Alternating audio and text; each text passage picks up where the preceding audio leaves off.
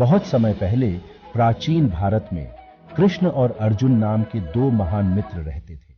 कृष्ण कोई साधारण बालक नहीं थे, वह सर्वोच्च देवता भगवान विष्णु के दिव्य अवतार थे।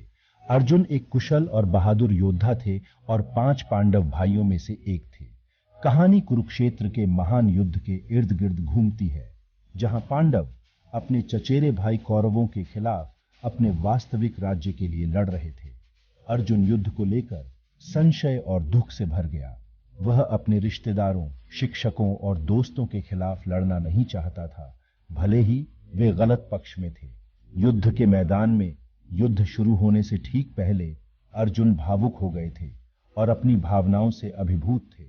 उसने युद्ध करने में असमर्थ होकर अपना धनुष बाण नीचे रख दिया। उस क्षण वह मार्गदर्शन के लिए अपने प्रिय मित्र कृष्ण की ओर मुड़े। बुद्धिमान और प्रेमपूर्ण गुरु कृष्ण ने अर्जुन की दुविधा को समझा।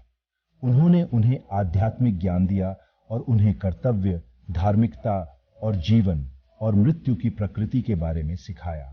कृष्ण ने समझाया कि एक योद्धा के रूप में न्याय के लिए लड़ना अर्जुन का कर्तव्य था और उसे परिणाम की चिंता किए बिना अपनी जिम्मेदारियों को पूरा करना चाहिए। उन्होंने शाश्वत आत्मा के बारे में बात की और यह कैसे भौतिक शरीर से परे है। अर्जुन को याद दिलाया कि मृत्यु सिर्फ एक परिवर्तन है और अंत नहीं है।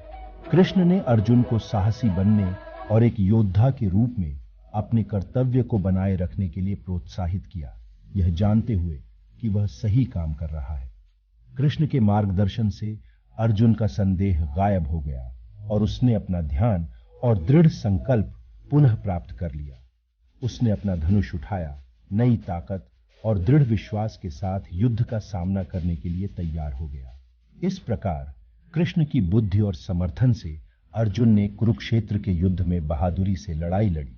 एक योद्धा के रूप में उनके कौशल ने कृष्ण के दिव्य मार्गदर्शन के साथ मिलकर पांडवों की जीत में महत्वपूर्ण भूमिका निभाई।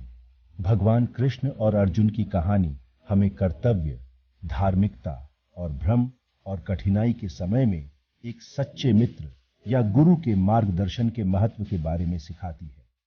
यह निस्वार्थ कर्म की अवधारणा और शाश्वत आत्मा की प्राप्ति पर भी जोर देता है, जो जीवन के अस्थायी परीक्षणों से परे है।